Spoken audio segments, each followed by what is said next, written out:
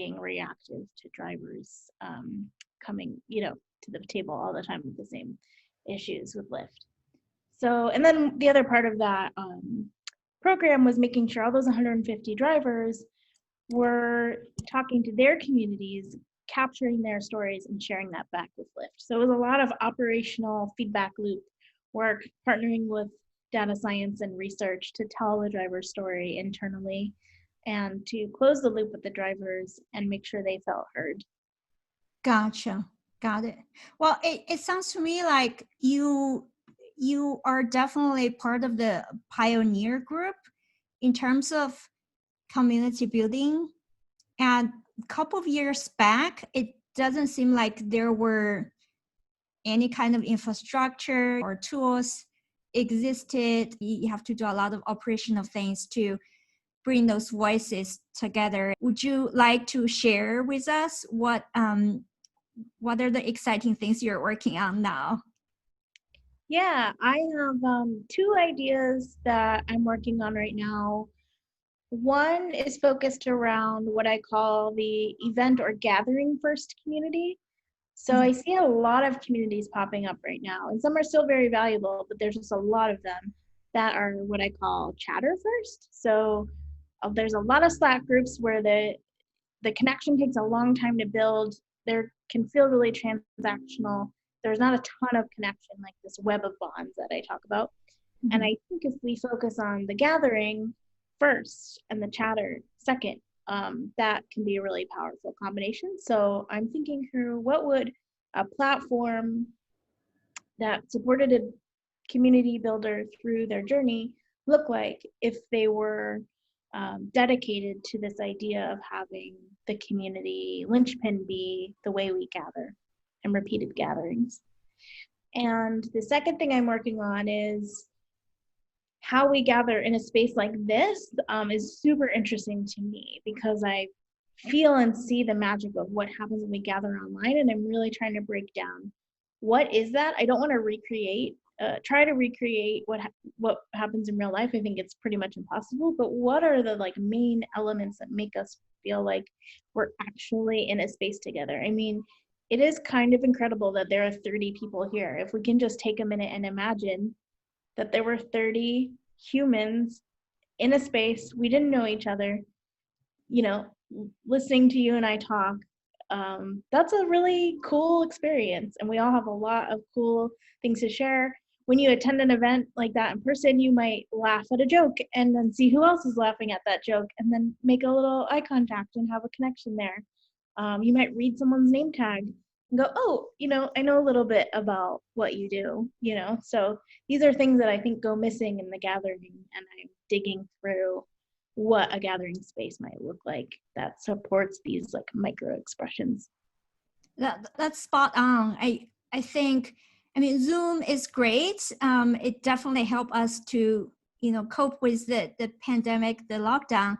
I'm sure a lot of folks are building tools to improve the virtual experience to be as close as possible to match our in real life experience. Do you want to, anything else you want to share, or you want to open the floor? Oh, we can open the floor. I have so much to talk about community, so. Okay, all right. I see some questions posted already. We'll start with those ones. In the meantime, if you do have questions, please put it in the chat box, and we will try to answer everyone. So there is a question from Merle. Merle, are you here? Are you able to ask your question? Hi, yes, I am. So just thinking about, we started the, sorry, that was my 4-year-old. Danielle opened up with starting, there's so many different platforms now with building community, and, sometimes they're noise and sometimes they're not. So I just wanted her perspective on Clubhouse. Yeah. I actually just recorded a podcast about how disappointed I am in Clubhouse. So Really? Oh my God, let's hear it. Yeah, I can send that along. I don't want to get too much on my soapbox here, but Clubhouse really didn't have proper facilitators or moderators in place early on to set proper group norms. And because of that, if you do not do that early on in a platform or a community, things go off the rails. And it's really unfortunate. I think I'm so disappointed because I had an incredible onboarding experience by 2 community members who have no connection to Clubhouse. Clubhouse does not reward them in any way. They onboarded me and it was just a lovely experience, and I love audio chats. But since then, I've been in rooms where there's misogyny, there's racism, there's anti-Semitism. I've seen some really horrible things pop up on Clubhouse and take a really long time to get responses from the team. And I think they're trying to do cleanup now. A lot of it feels reactionary. Anyway, I won't go down. I'll share the podcast in the chat if anybody wants to continue down this road. But I don't know, community moderation and facilitation, I think it's very easy for us to forget these things. And if you've never done it, to not understand. So I don't fully blame anyone, but it's hard to not understand how important these things are. But I think we've seen how Facebook and Twitter have really torn at the social fabric of the globally, the social fabric, and I just would hate for us to make the same mistakes. That's my soapbox comment. There's an amazing audio platform called Quilt, which is started by a woman. I think women and people of color and LGBTQ community should be starting our next social platforms so that these things are more thought through from a lens of the people who are impacted the most by bad behavior. Thank you so much. You're welcome. But I do love audio chats, and I think there's like something kind of cool about them. There's a way you can feel heard in an audio chat that you can't in like a Twitter thread. You know what I mean? Like there's something about conversation where you need to feel like someone is listening, and it's not just. It's the power of the voice. Yeah. Jesse, I know you asked the question about the platform. You wanna ask Danielle yourself? Yeah, sounds good. Hey, Danielle, thanks so much for this. This is really, really interesting. I really loved what you said about observing where the magic happens instead of like picking one platform out of the gate. And I think that sounds like an amazing approach. What's any ballpark number you can share on how many platforms to experiment with at any given time? Because I can see the trade-off between like confusing potential community members with too many options, but also like not wanting to obstruct them if they want to use a particular format. So I'd love to hear more about that if you have some additional thoughts to share. Yeah, we definitely have the team and the resources to try a lot of things, and some wild designers and engineers who are very creative and wanted to get in there with us. So we were at Etsy I was very thankful to have that, but I understand that not everyone has all those resources. What I'm doing now, as I do not have those resources now myself either, I'm creating a community myself of community managers. And I'm practicing advice that I give other people, which is create an event series first. So bring people together, and this could be 5 to 12 people. This is if you're first starting out. 5 to 12 people, bring them together repeatedly at the same time in the same place and with some sort of mission, and just start the discussion. And by the 3rd time you meet, you'll see those bonds have started to form and people will loosen up and start really chatting. That's what's happened with my group, and my group demanded that I start a WhatsApp for them. So then now we're gonna we have our meetings and now we have WhatsApp. Then a month later, I started a Notion page for us where we all have member profiles and the agenda lives there, and any links we want to share can live in Notion. And that works really well for us at this stage. I don't really have long-term, like I want it to get to this size and be this thing yet. I'm sort of following the energy and seeing what people connect to and what they want to create. And the WhatsApp group is like not chatter every day, and that's fine for me because our weekly discussions are just killer. Like they're so valuable to me. They're so valuable to everyone who attends. So you can have really small communities that are like wildly valuable to every single member. But that's how I'm looking at it, if it's helpful. Awesome, thank you. All right, Steph, you want to ask your question? Yes, I wanted to understand what's the best way to start a community from scratch, especially if you are a beauty brand and you rely on visual storytelling platforms like Instagram, for example. How do you, what is your advice for starting that from scratch? Yeah, I love Instagram for that. I have a few friends who have beauty brand or beauty focused companies and are building communities, and Instagram's working really well for them. I think you can turn a following into a community by just being intentional and thoughtful about it. So the Instagram lives are great. You can bring people in to talk. I can send you, were you the one that asked? No. I'll put my email in the chat. Anyone can ping me. I'm happy to share resources, but I can share a campaign that a friend of mine did, which was like a week-long campaign where she said, we're all gonna meet on Instagram Live every week or every day at this time. And that was a really cool way to create that space for people to come together and gather and start to know each other. And then from there, see what else they wanna do. If Circle, not that I am the best person to tell you about all the platforms, but there's a platform called Circle, which can be a nice companion to a community like an Instagram community. It's a little bit like Slack, a little bit like a forum, like a mixture of those, of forum and Slack. Ooh, and Geneva's good too. Geneva's another good tool I really like. Thank you. There is a question from Sandy. Sandy, are you there?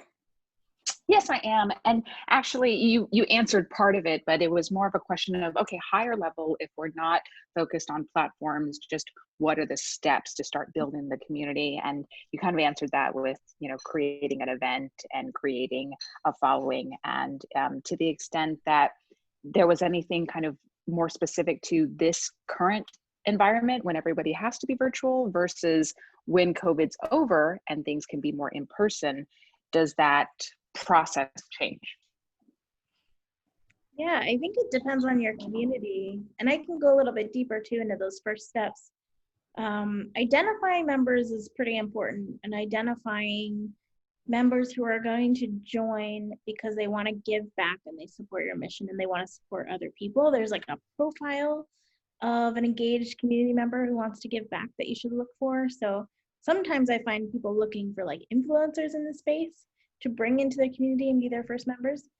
I look for the people who, I'll go find the big threads in that topic, right? Like, what are the big threads? Where is everyone chatting? Who's being the most helpful in the threads and is not getting recognition or awarded anything, you know, they're just there being helpful. So I look for the helpers and I bring those people together. I'm going a little off tangent on your question, but I'll come back around. And then some cool ways to find communities. You could look on Reddit, you can look on Facebook, look for existing communities, what already exist, and then what are some niches within those communities, or what are some needs that community has that's not being filled. That's a really good way of capturing the first members, member profiles, and then also trying to understand how you could support a group that's already really interested in gathering. And then around COVID and post-COVID, I think we are probably going to get to some kind of hybrid world where we'll still have a ton of online events because we've become so used to them, and actually they're really great for accessibility, and I don't need to travel, and I can hop on for 20 minutes and then I gotta go and I can hop off.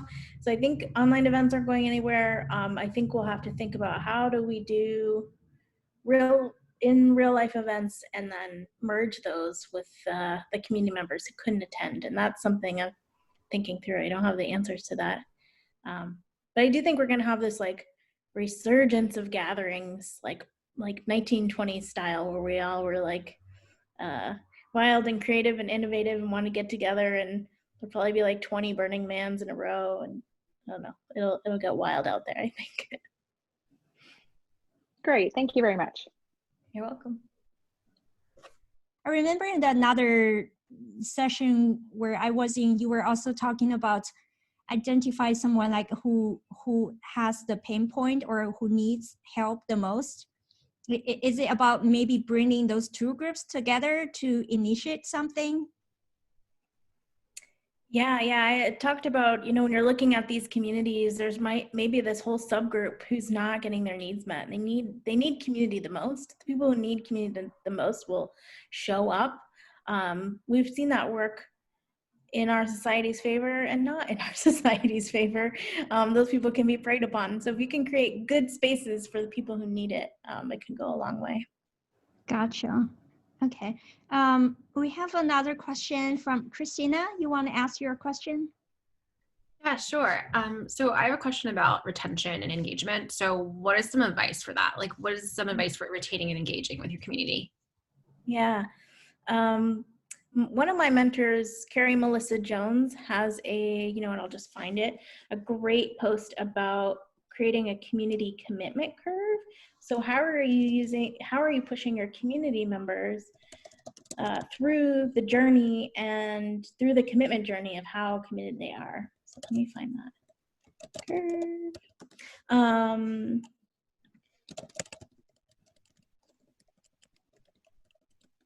One thing I like to do, it's like kind of cheesy, but it works, is I like to think about church a lot. You know how church has like rituals, and we all know that we gather on Easter, and we all know that we come every Sunday. Like, these rhythms and rituals are one way to get people to not only come back, because engagement like sometimes is just not great. You have engagement, what now? What's the return on engagement, But if you can create meaningful moments and reasons for people to return, it can create dependability, which is really important for like psychological safety. And groups will form when they feel safe with each other, and they'll start sharing and connecting when they feel safe with each other. And a lot of that is just about the environment. And if they can depend on you to post every Friday a thread where we share photos from our real life, or whatever that rhythm might be, can be a great way to keep people engaged and returning. You do kind of always have to evolve them because they can get tired. One way to do that is to start creating inner communities. I think we're seeing trends of these micro communities popping up where we realize, 7,000 people in a Slack channel in one Slack group is not like that valuable. But when we can go more and more niche and get smaller and smaller, and then have this like magical, wow, we all have these really niche shared experiences, that's pretty cool. And then you start building the rhythms and the rituals for these micro groups. It can become even more valuable, and retention is helped along the way. And there's that commitment curve piece. Any advice, building basically multiple communities with different criteria, different scope at the same time? Yeah, I would say build slower than you think you need to build.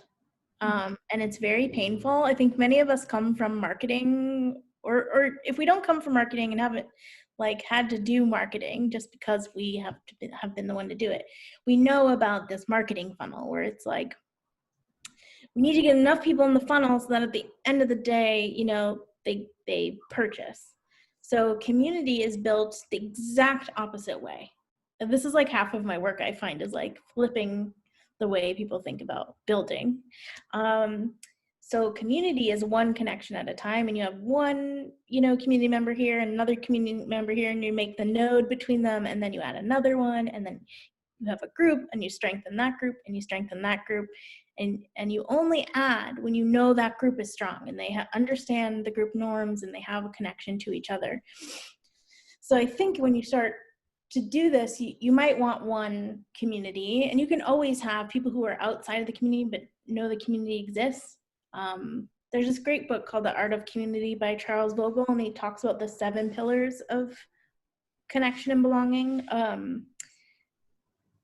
And then that's just a great read. And it talks about, like, as you build these inner circles and as you build these communities, you need 7 things to exist. And I think often we just bring people together and then we're like, okay, now add more people. Okay, now put them in this bucket. Now put them in this bucket. But like figuring out those 7 pillars before you start to splinter off and grow, and having the right membership is so important. And it does start to snowball, but the initial build is very slow and can feel like so painful at times. Even I am building a community, and now it's taking me 3 months to get to, I think I have like 12. Yes, these are the right people. They belong together. We have group norms. We have rituals. We understand each other. And you kind of instinctively know in your gut that that is the case, that no one really feels like an outsider. We have shared jokes, you know, those kind of things. And it does start to snowball as you like can create leaders who will help you reinforce the norms of the group, and welcome people through the threshold into the group, and do all these things that are in this incredible book, which can speak to them. You want to type the name of the book? Yeah. Thank you. Could building a community be scalable? Or it sounds like, at least from very beginning, it's not a scalable work. Like you almost have to do it in a very manual way. Yeah, I'm in this community, we call ourselves this community deans group. Actually, Charles runs the group, and there's 10 of us.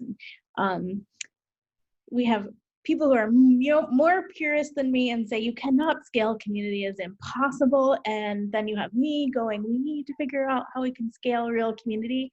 Because if we don't, we're just going to have bloated networks and memberships and toxic digital community spaces online. So we need to figure out how to scale it. So I think it is possible. I think it really comes down to having strong community leaders, and having enough of them. And that takes quite an investment from leadership, or from that main source who's created the community. But I think that's the key to scale it. And you have this, the key is probably, I lean more towards the key is building the right technology, but I'm starting to sway to, no, the key is like really figuring out how to get enough resources for the humans involved who need to moderate and facilitate and create these safe and incredible spaces for their groups. Are there any specific recommendation for, let's say, for smaller companies starting and as they grow, or for different types of community? Could there be any specific tools from your perspective? Mm-hmm. It's so unique to the membership. So, you know, a lot of younger startup builders have communities on Discord. And that, I don't understand, and I will never understand Discord. I really wish I could figure out what the heck is going on over there. But it works really well for them, so good on them. But I think that's because maybe that is their audience is very Gen Z or younger millennial, and they're okay, they get Discord.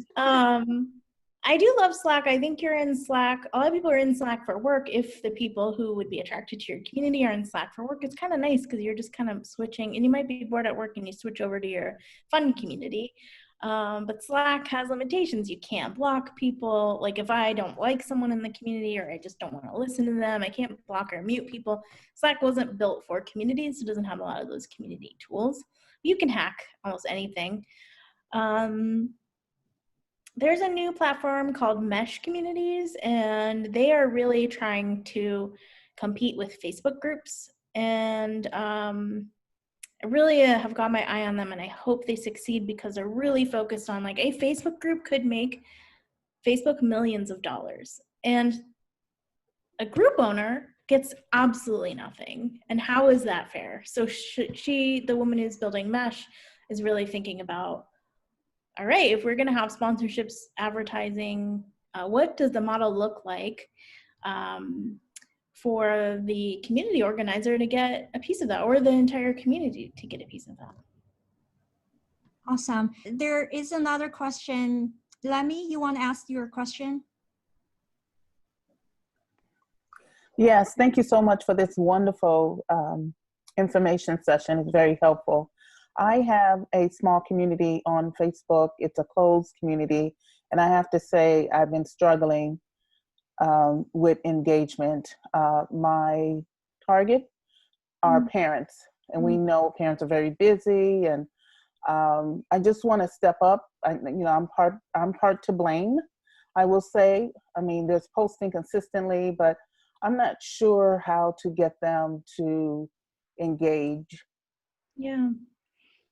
I think there's so many Facebook groups now, and some people do it really well. You might even want to consider, like, there's a ton of writing and work out there on paid communities. And there's something interesting about a paid community. Even if I'm paying $5 a month, I might be more inclined to just check it a couple times a month to see what's going on. So really, depending on what you're doing, that could be an interesting strategy. And then you could use something like Circle or Mighty Networks. And, even like I run a newsletter and I don't charge for it. And so 1 month I'll send 4 posts and 1 month I'll send 1 post. But if I charge for my newsletter, I would be writing every week, So I don't know, something to think about. I don't know. I'm like, I try to be a psychic sometimes when I'm getting advice. So maybe that's. Well, I think you're there because we do write every week. And I like that paid idea. That's a good one. Thank you. You're welcome. Yeah, all right. So Daniel, I paste your Substack there. I know you write about community. So anyone who wants to subscribe, and you just said it's free. Yes. And here's my Twitter, which if you can ignore my political rants, every other tweet is about community. 50%, Yeah. good enough, right? Yeah. Well, I think we're about at the time. Yeah, I'm creating a course too. I never promote it, with Rosie Sherry, who runs the community at Indie Hackers. Yeah, I'll tweet about it. I can't find the link right now. I'm really bad at promoting this course. It doesn't start till March, so we have a lot of time for me to market it to you.